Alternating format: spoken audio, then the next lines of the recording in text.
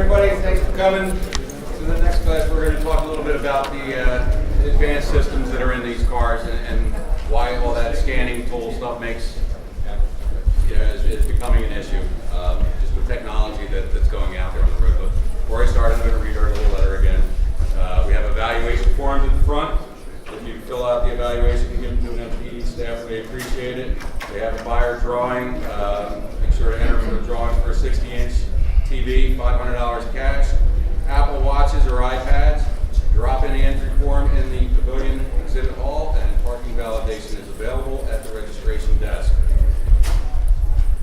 All right.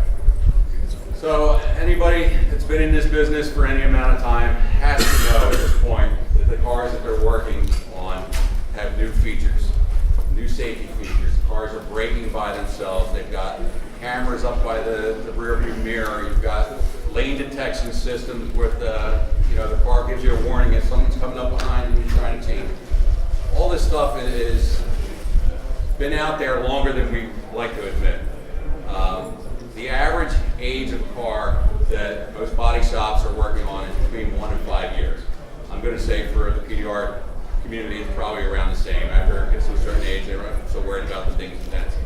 So if you're working on cars that are 1 to 5 years old, 5 years ago, you were just starting to see this type of technology come out, and now it's becoming a lot more common. There was the advanced braking systems. There was a group that got together. They got 20 car manufacturers all had signed on and said by 2022 that's going to be a standard feature on all cars, just like an airbag. It's going to have these braking systems. So you go, okay, 2022, we got a couple years to get ourselves together. Wrong. 2018, Toyota models all come standard with that. So this is out there in these cars. Most other manufacturers are going to get up to speed real quick as well. It's not the same as it used to be years ago, where if they made a change in a production line, it could take them 3, 4, 5 years to get it revamped and added. Now they can do it real quick. So the date for the deadline is going to be for the slowest of the slow. I don't think any of them will probably not have it before 2020, but that's just my guess. So we need to understand this stuff. I was telling my friends here, I have a friend of mine that commutes from Atlantic City, New Jersey to Washington, D.C. a lot for his business.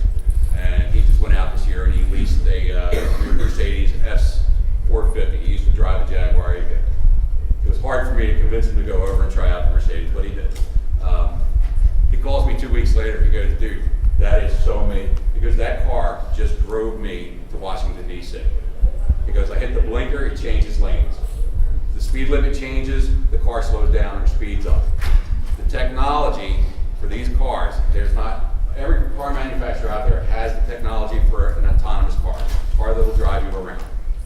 The reason why they're not out there yet, one of the reasons is the legalities of it. For when you have a car that's driving for you, when you're on a highway, that's federal laws. When you're in your state driving on your local roads, you have state laws. Your state law for driving regulations will say if the driver of car A and the driver of car B, somebody has to go through every line of laws in the DMV and determine who the driver is when it's the car driver. Who's responsible? If I fell asleep at the wheel and the car was driving me home, who's responsible? Me or the car? So that's why it's not real big. There's a lot of legalities behind it, but the technology's there. What I found that almost angered me when I left Siemens and I was learning about the stuff that's in these cars is that they've been putting this stuff out there for years and not telling us how to do it proper repair. And that was the basis for why I wanted to talk to you guys about this stuff. It's gotten to a point where you just need to know what's out there. Really don't have a whole hour probably worth of talk on this stuff. I was talking to Mike over here a little while ago. He was telling me that the aluminum, the silicone for the aluminum cars is urethane. Urethane. So you have a guy that I do a lot of work for body shops. We all work on aluminum body cars. The urethane that holds the windshield in most cars, the windshield is a structural part. That same losses that you talked about, they were going to grab the windshield guy because that was done improperly too. But they opted not to.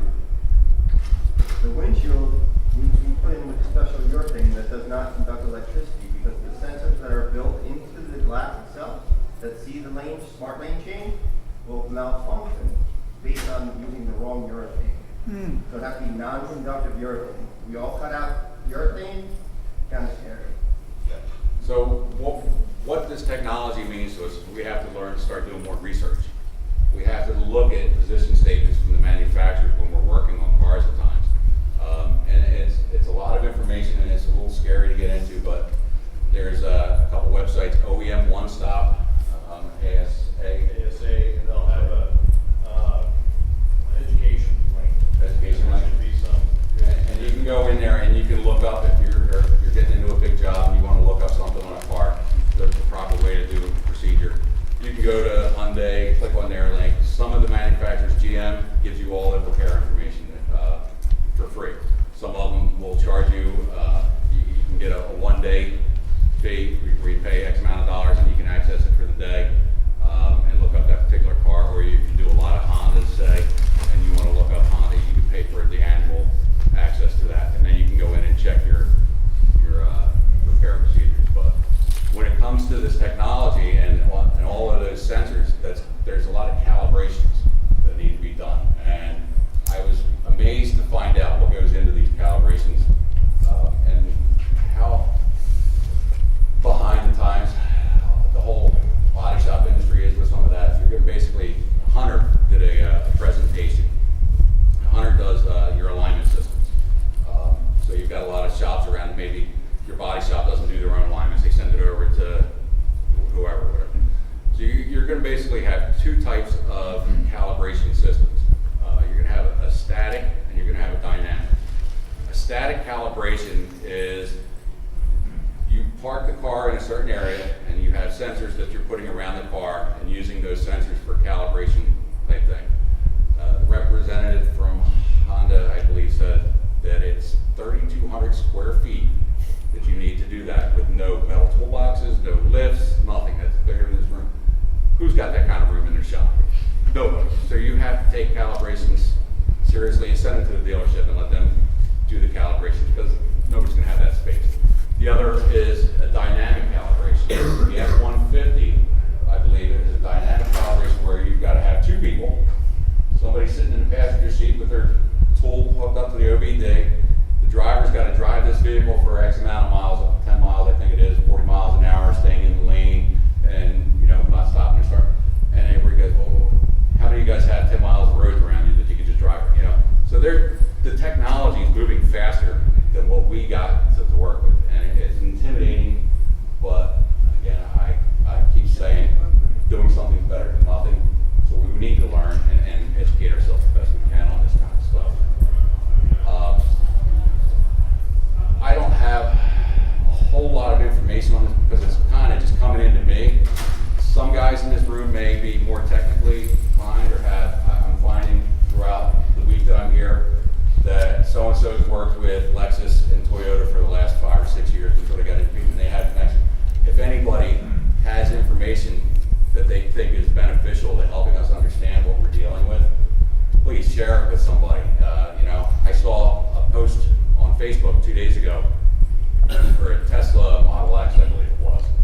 And it had a picture of the inside of the door. And inside the door you see this sensor, it's a sonar sensor. It looks almost like a fidget spinner. And it's sitting in the middle of the door with a metal tape around it, that aluminum foil tape, about 10 inches around.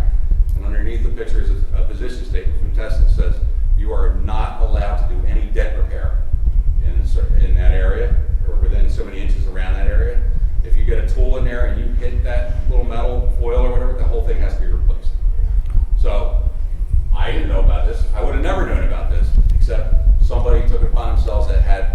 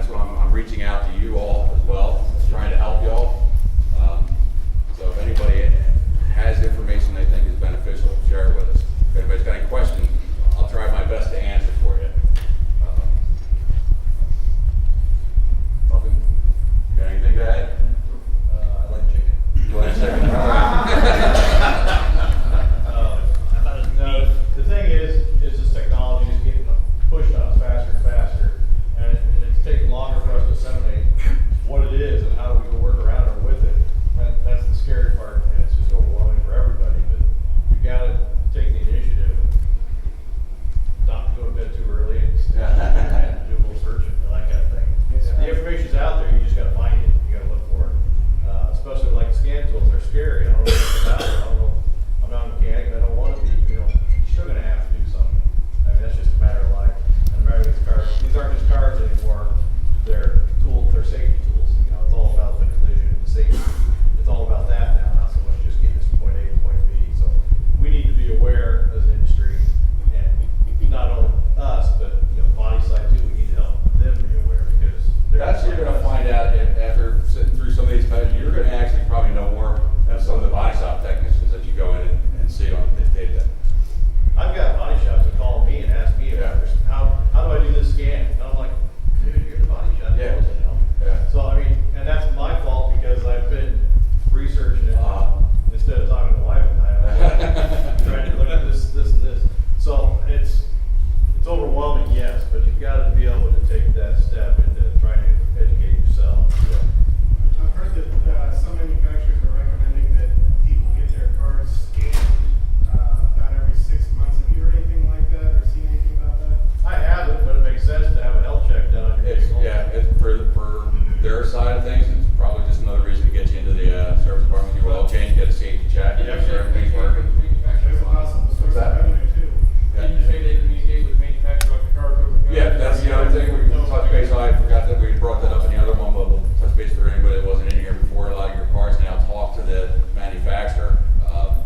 There's communications that you have, the OnStar is one that really communicates well. If you have a car that sends you email alerts when your tire pressure is low or your oil's down to 10%, you need to get in for an oil change. These cars are communicating with the manufacturer.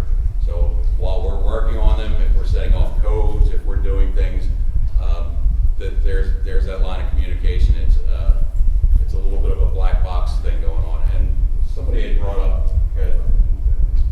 Oh, no, not yet. Thanks. Okay.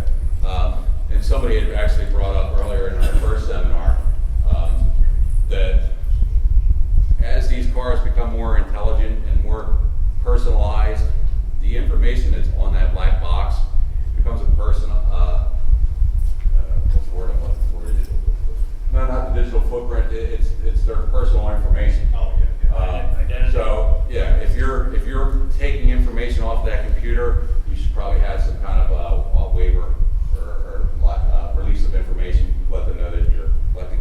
And the reason why I said that, and somebody brought that up, and the reason why it clicked with me, was I had heard somebody at the SEMA show talking with one of the lawyers that was up on the stage, and they said, if the car got in an accident and the insurance company totals the car, and now they own the car, they said, who owns the information on that box? Because that insurance company, in theory, could take that car, dive into and research maybe what happened during the accident more, pull that information out and get a history of your driving, like the progressive little thing that they put in there. If you want to lower rates, you can pull track how you drive and all that information's on that computer regardless. So once they own the car, is it their information or is it yours? And there's some litigation that way that needs to get ironed The out. other thing, how many cars, when they have a Uconnect or something, you can text from your car, from your phone into the car, stores those Exactly. texts. It's a computer. Okay. So that's personal information, what do you need to do with that? You need to cover your assets and Right. have them sign a waiver, which it's a headache, yeah. Yeah. Just things to think about is what it comes down to. Yeah.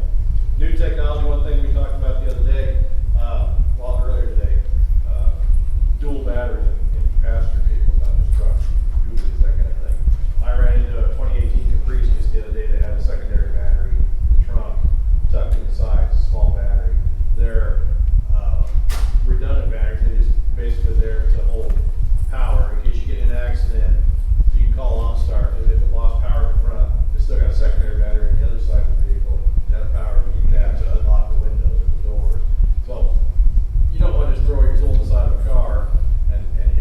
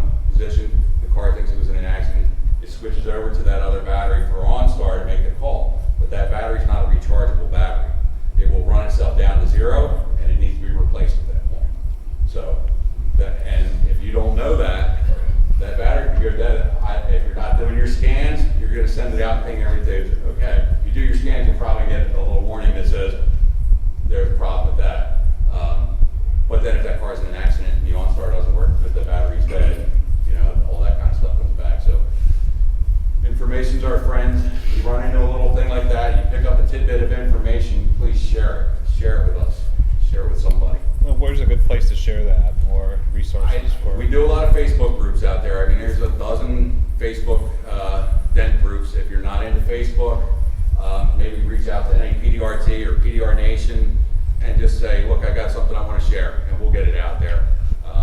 But You can phone us, email us, text us. yeah, whatever, we're easy to yeah. deal with.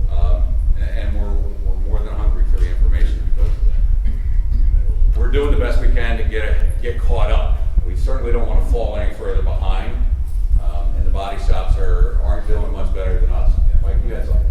When Mike isn't eating chicken, Hi, President. maybe you guys can form a Facebook page. South Contrast has one for hidden access holes, where you can put on there that you found, you worked on one model vehicle, year, make, and model. Okay. This is what you saw. And a PDR technician can go on there and say, okay, I'm working on the same model, I'm working on the same panel. Right. And access that and see exactly what That's it is. that's good. Yeah, So you and can get people to post on there, their Yeah. experiences, and it will help everybody. I think that's a great idea. I mean, I know that I've used that R&I page 100 times doing a L bar, and I get jammed up with a clip or something. I don't know how, because and I'll be at the body shop and I'll say something to one of the techs, and they're coming in, they can take, all right, and they're going to go run over to all data and pull it up on the thing, and I put it on there, and I'll get an answer faster a lot of the times on Facebook than they will pull it up all data. So there's people out there that are willing to help, willing to share. We were talking earlier about probably putting up a Facebook group for the scanning for codes and questions and things of that nature to help people make decisions or whatever. So that's another good idea for a good group as well. I actually want to write that down. Eddie will give me my pen back. It's his pen. Anyone familiar with the sonar on the bumpers? You were taking the bumper apart, unplugged it? 9 times out of 10, it needs to be recoded. Absolutely. Recalibrated. Absolutely. You paint the bumper. You paint the bumper, if you put even a skin coat filler, it's null and void. Yeah. What year car is this? Now that you can't even blend the bumpers. Right, yeah. Oh yeah, there's bumpers out there that are just strictly replaced. So, I didn't know that until somebody told me about it. What year car is that? What kind of car? I can't tell you before. Is it Self-parking vehicle. The R&I access holes. The sensors on the side of the bumper, you paint R&I access 2 mils of material on there. It matches everything in Or there. hidden access, it's something like, Because type in it the Facebook access. I'm thinking it was If you don't find it, halfway. PM me, because I'm a worker, I'll find it. This is my, goes down 3 feet. And That's just probably- plug it and unplug it. There you go. Zero down to zero. You don't want Factory holes, that's what it is. Yeah. Now we got the mirror, you pull it on the deck and you recalibrate. That's a 3-hour process. It was the mirror, the collision avoidance system will work correctly. Part of your, we went to the seminar, the main departure of the Hebrews, you pay on the window, you know, just calibrated. Yeah. It's crazy. I miss 78 units. Yeah, man. Right. Give me some old steel. It used to be all I had to do was make metal flat. I miss those days. I mean, there's a lot of technology there that we're discussing, and there's even more that we're not remembering at the time. What's it? Yeah, not remembering and Don't know about it. I didn't know about any of this 3 months ago, 4 months ago. I walked into the wrong classroom, I guess, and now I'm tormented by these dreams and nightmares. Like some of the, and I think we talked a little bit about earlier, some of the windshields have to be recalibrated for the collision avoidance system, the Yeah. cameras they have in the front. Awesome.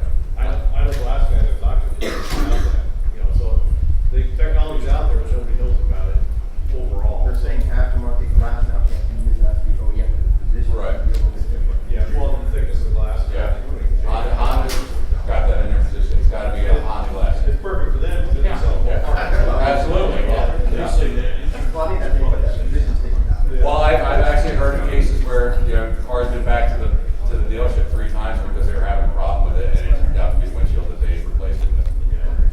And that's just how it is. Everything, the computer systems are so smooth and tweaked and stuff. I remember, back I used to install car phones back in the late 80s and early 90s, and I remember Jaguar was one of the first really touchy, and for me to hook up a car phone in there, the ground, I had to take out the center console. There was one spot you could hook up to the ground, you had to take out the back seat. There was one wire you could use for the ignition sensor. If you hooked it up anywhere else, the computer would read a whole and shut the whole car down and have to get towed to the dealership. And that was back in the 90s, or early 90s. How big was the phone? Was it a shoebox? We started off, the first ones I put in, the box in the back was this big, and then it got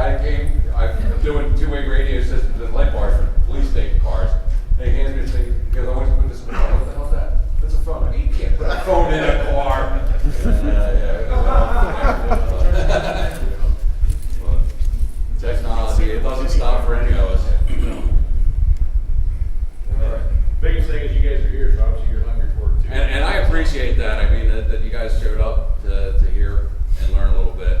So, you know, again, I'll be at the PDR Nation booth most of the weekend. If anybody thinks of something later they want to ask a question about, please stop by, find me, look me up on Facebook, you know, whatever it takes. I'm dedicated to educating our industry. That's what I'm really focusing on right now. So the dealerships or the manufacturers have websites where you can go and find? Oh, your- OEM One Stop. OEM one stop? OEM number one stop.com. And what that is, that's a group of OEM companies. They get together like 3 times a year, 4 times a year. They have what's called the OEM Roundtable. And they come up with their position statements and they post them online. You can get a lot of these position statements through all data and third-party companies, similar to the scan tools. There's a lag time. Some of these OEs will change a position statement on a car that you did, a 2016 Honda Accord that you did 2 months ago may have a different repair procedure now. They may have changed something. So you'll, in the repair industry, they tell you to constantly check that stuff. I don't know that for a PDR technician, how often you know if you need, because some of those are going to give you free information, some of them you're going to have to pay for it. And you're also going to have to teach yourself how to dig through and find the information. That's right. So, again, if somebody digs through and finds that information, maybe we get a Facebook group where they can say, hey, look, I had to, you know, and start with the newer stuff, the stuff that nobody's seen, and we'll just try and build it and learn from there. But, you know, again, I find that if everybody pitches in a little bit, a piece of the puzzle here, a piece of the puzzle there, we'll get a much better picture than, you know, trying to, all right, we'll come back from MTE next year and see what they all going to teach me, you know. iCar has a lot of information. iCar is very good too. If any of you guys have iCar certifications or taken iCar classes, go to the repair, iCar repair. Do you know the name of it? I can't think of the name of it, but iCar has a repair hotline that you can call in and get a lot of information as well. So. It's a piece like. Yeah, you will have to pay. If But you're certified, you have free access to it. yeah, that's why I thought it if you were certified. iCar and SCRS are working together. They've got some videos. SCRS, Society of Collision Repair Specialists, they're a very good organization for education. They're the ones that put on all those classes that I took at SEMA that have me going like this now. Yeah. I'd like to thank them. iCar and SCRS. SDR. Yes. SCRF. Sometimes they can rinse. Oh, SDR. They've got some videos on it. Yeah, there was an ASA one. Automotive Service Association, just go on their website, you'll see a link up top. And, the link could be, if it says education or what, maybe so, yeah, education, I can't remember for sure. Yeah, you'll find it on the ASA's website. What you can do is not keep up with That's right. technology. That's what I did. I think it's not I left, and then when I went back, man, I'm really, What was the what? I got left behind big time. Mike? Yeah. What was he at?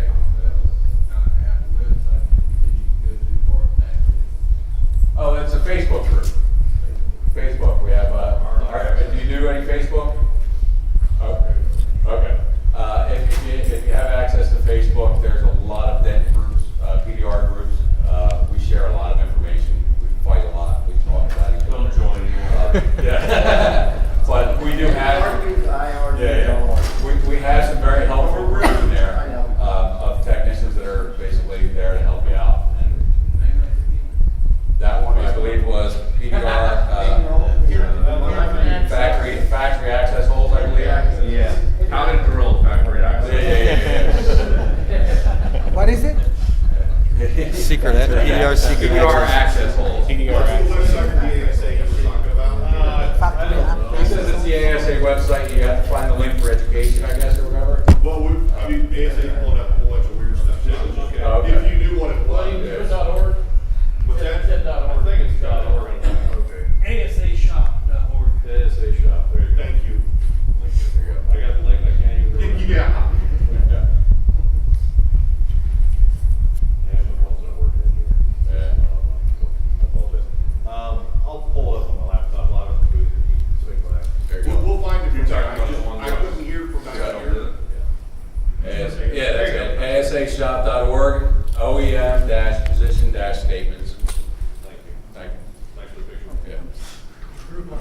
pulls up that says ASA National, and then the website is asashop.org. You can text that to me. That's shop.org. Okay. You got $20? And we have position statements. If you just Google OEM position statements. There you go. You'll get a link for that and a couple other ones. Yeah. That's probably the easiest because you get a lot of variation. Okay. And you might get a position statement from Ford from 2015 and one from 2017. Well, that's- So yeah. there is some parameters there. That's why the OEM one stop is gonna be the latest and most current position Thank you statement. so They I update wanted their- them both, I just want to make sure I got them Yeah. both. Yeah, yeah. While I was here. They are hard to navigate. They take a while to Yeah. find what you want. Yeah, that's what I'm saying. It takes a little time. I recommend, what I did was I went into the GM one, just because GM's free. And you can get in it. They're very open about the information and get used to poking around a little bit. Like I said, they're geared very much more for the collision industry, more than for paintless dent repair. I kind of get a little bit aggravated because I see collision and it'll say rim repair, and I'm like, how come rim repair gets its own link and PDR doesn't? We don't even get a second thought, you know? So What's the name of that site again? The one- OEM one stop. Oh, okay. OEM one. Slide presentations, computers. Yeah, I know. Put on screens to see it. I'm doing my advanced technology, and I'm so technological inept at times. So, take away from this, also another good group that source information is ICAR. Many of you know about it, some of you don't. They do have some of the classes that pertain to us very well. Some of them are in the industry, I forget the latest name they have for the class that goes over new technology in the automotive vehicles. Is that the ICAR one? Yeah. Yeah, I actually took that class at Seymour. A lot of it had to do with the high strength steels. A lot of it had to do with the sensors that are going on the cars. Yeah. And that's a lot of us. They're very vital. Like I said, that's where I learned that some of these cars have over 100 sensors on them. Believe it or not, he talked about, and he didn't say that it's out there, but he said that I forget which make or model it was, but the sensors were so sensitive that basically you could get an email in the store that your car just got scratched. Yeah. That's how sensitive some of this stuff can be. Not out there yet, and I don't know that I want an email every time. The wind's blowing outside and a pine cone fell out of the tree and hit my car. It wakes me up in the middle, you know. It's there, and it's something you don't want to fall behind and we already are. You have an end to that story, you said that the customer called the PDR check on a car movement at 10 p.m. That was the end of the story, pretty much. You know, they were, same thing with the calibrations that I was talking about. How come my car's going down through whatever, you know, they're doing a calibration now. You know, we have to make sure that things are safe. ICAR RTS. RTS, that's what it was, the ICAR RTS site. And if you have ICAR certifications, I believe it's free access to that. If not, it's paid for service, but Well, it's all about your business, so you gotta pay a little, make a little, so. don't be afraid. that's what it is. Cost of doing business, guys. Mhm. The cost of doing it, that just went up. Well, that's, my next seminar was gonna be on how to basically alter your business plan. So, because with this information and all this stuff, obviously, business as usual will never be the same, you know, for anybody that cares about what they're doing and is gonna try and do things the right way. I saw a question over here. Yeah, that's what I'm kind of wanted to ask about. I think I might have missed it in your last seminar. The pre-scan, post-scan, and I'm trying to wrap my head around that, being a mobile route tech. You know, I didn't catch the cost on some of these scanners, and what's the What you're gonna be looking at for a ballpark, are you doing dealership route work? Yeah. What you probably want to do for your situation is to find a third-party scanner, Snap-on, Matco, Mitchell, one of these scanners that you're paying a one-time fee for the unit, your software update, and then you can run 1,000 scans if you want, and it doesn't cost anything. You know, you're not paying anything extra for the scan. At that point, you can do whatever you need to do to feel comfortable for your business. If you're going to try and add the price into it at the dealerships, that gets a little bit tricky, but you can break it down to smaller increments, maybe $10 a car.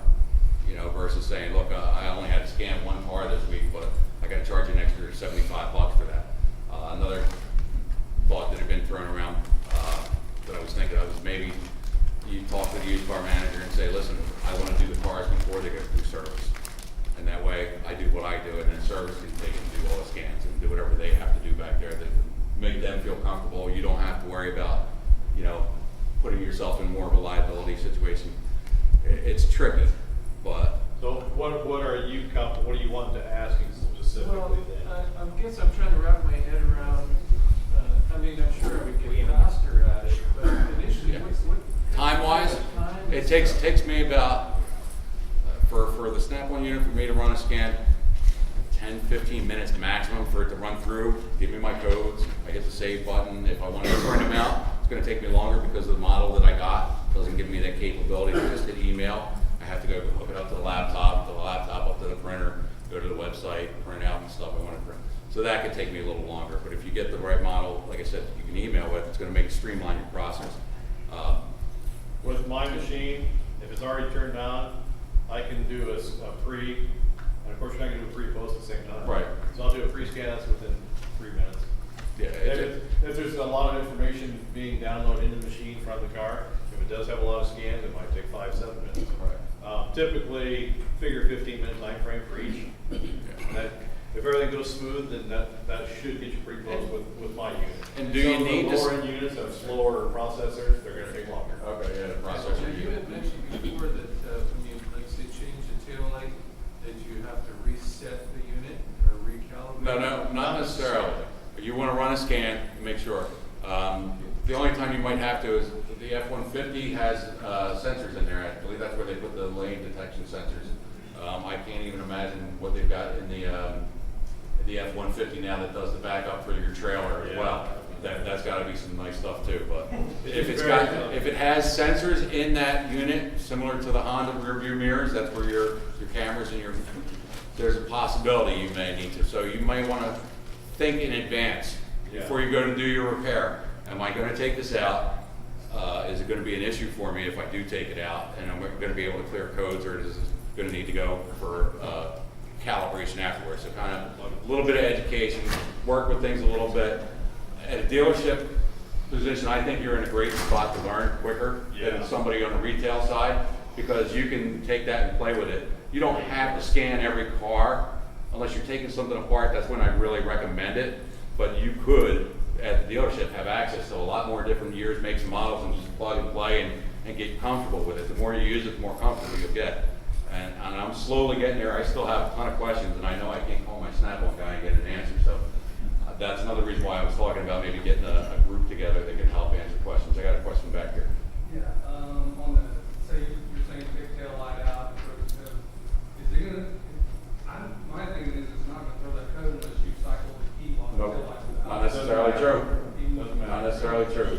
There's power to the computer pretty much all the time. Yeah. It's a very slow trickle, but it's reading. And when you unplug something, it stops communication. There's a line somewhere along the line. Resistance difference. Yeah, resistance difference, however it does it. But yeah, I did a 2016 Suburban a couple weeks back. Had a pretty good dent in the back quarter panel, and I knew the only access I had was to drop the bumper and then take the vent out.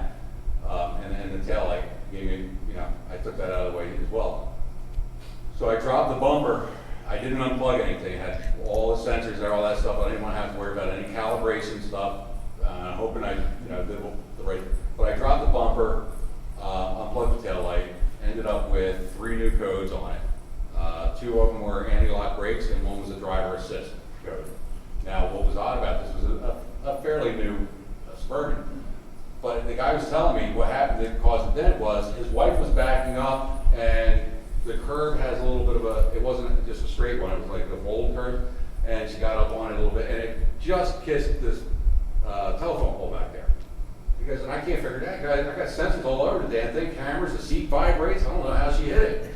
And I'm thinking about that as I'm doing the repair, and I'm going, I wonder if there was a sensor issue before I did my pre-scan, there was nothing on it code-wise, but when I got done with it, I put it all back together, I did my scans, I saw those codes, I cleared the codes, and that's when I started thinking maybe I need to drive this around a little bit and then check it again, make sure that, because I can't take it for a drive down the road, but I backed it up in the shop and I turned it so that the light would come on. I wanted to make sure that if I got near this wall that this light was showing on the dash and vibrating and the center was doing.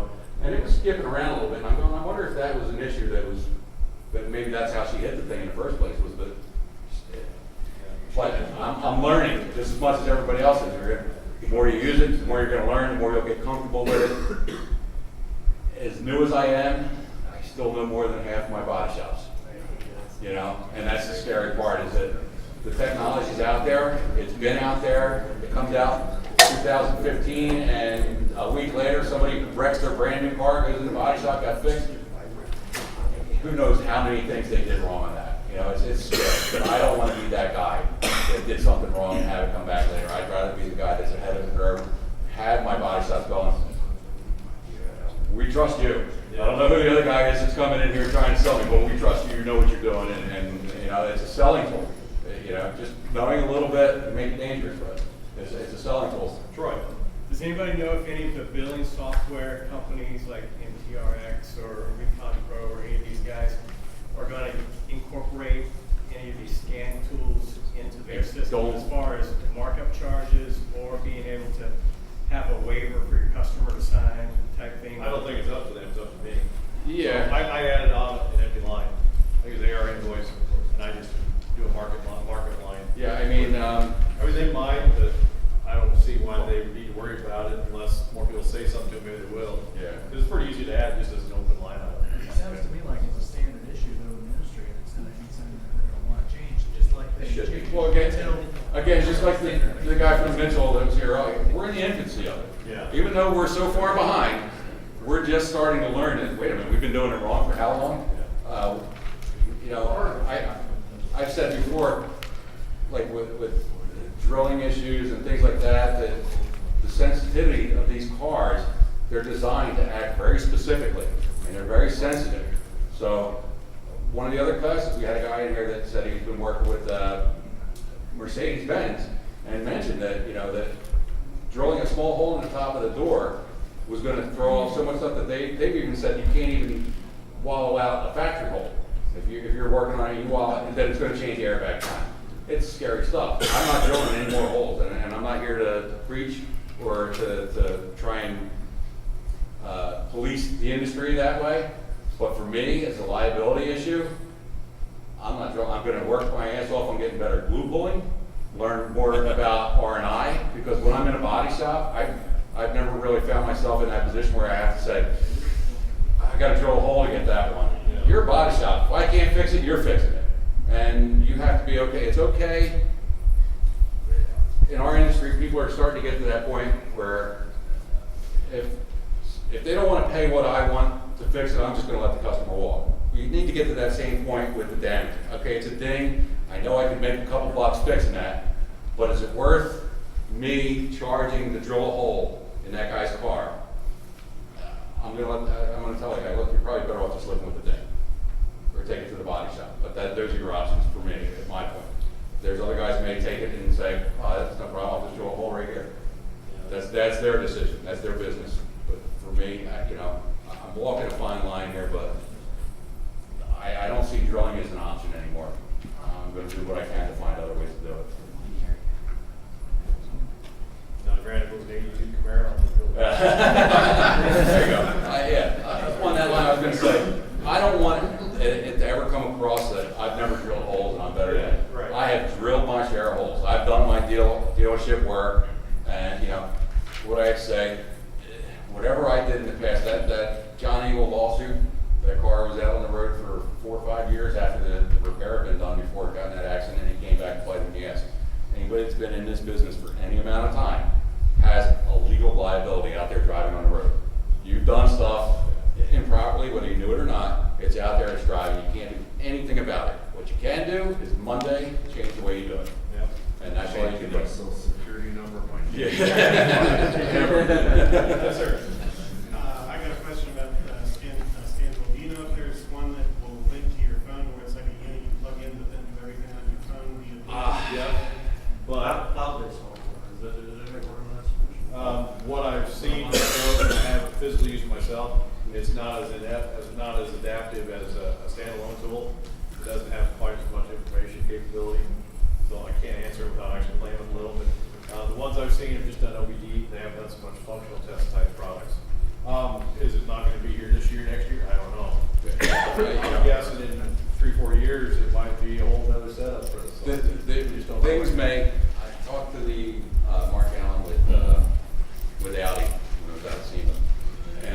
calibration thing came, you know, we were talking about the calibrations, and I'm like, you know, what are we supposed to do? I said, at any point, I said, are the cars gonna recalibrate themselves? And he said, yes, they're working on it. We're going through this period right now where we're getting cars, and we're like, oh crap, we didn't know what we were doing. We have to know how to learn it. By the time we all learn it, the day cars are gonna be fixing themselves probably, you know, but I mean, they're currently working on laminated materials, metals, with glue inside, plastic inside. Yeah. Aluminum with carbon, or steel with carbon fiber, so. it's all changing, we don't know. You don't know what's gonna happen Yeah. until it's in front of us. We just need to be aware. I can tell you, or ask you, where is that tail at now? Because if you guys damage it, it's $1,000. Yes. Yeah. A little over And $1,000. not that he's saying that from a friend that told him, but. No, I actually knew that for a long time. Oh, okay, yeah, no, I saw that when I first came out I with think it. that's $993. It has a side adaptive lane, Yeah. lane change Yeah. cameras, and Yeah, yeah. the cameras are built in. Yeah, Well, Yeah. like, doing enclaves and then iron as well, they got the adaptive turn signal turning I headlights. found that out when I started breaking tail lamps and figured out ways to get them out better. The technology is just overwhelming. Yeah. It makes you want to cry and smile at the same time. Cool as can be if you're a techie. Just one thing I wanted to mention is why this is so important. There is no statute of limitations on negligence. So I come from a medical background, worked in the medical field for quite a while. If negligence can be proved and you're a part of that, there is no statute of limitations. Doesn't mean if it matter if it's 5, 10, 15, 20 years down the road. If there was something that means that you were negligent, you can be liable for whatever the problem. Like we said, the average car you work on is 1 to 5 years old, but the average lifespan of a car is 15 years. So, I mean, it used to be if the car went out to shop and didn't come back by the end of the week, you knew you were You golden. were safe, yeah. Sure, no more tail like tail. Anybody else? No good input, just, 10 years ago, a really sarcastic manager asked my brother and I what we were gonna do when all the cars were plastic. And of course, I laughed when Saturn quit putting out any Yeah, yeah, electric yeah. vehicles, but I'm not laughing anymore. Yeah, right. I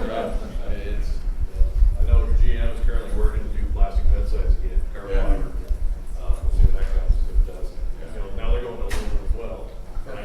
Yeah, All Just the hood, Yeah. doors, hood, and deck lid. hood doors and tailgate, yeah. Yeah, so I mean, aluminum and dock is supposed to be coming in 2021 or 2. Yeah, and at the same time, this week, Ford announced that their profits are down because of the cost of aluminum going up 20% in the last 3 months. That's that, because it's have higher demand. So- And currently on the replacement parts of Ford, there's a huge problem with the doors and the fenders fitting, because they ran out of Alcola's aluminum, so they bought from another manufacturer, and the grade quality is different. So the gaps are actually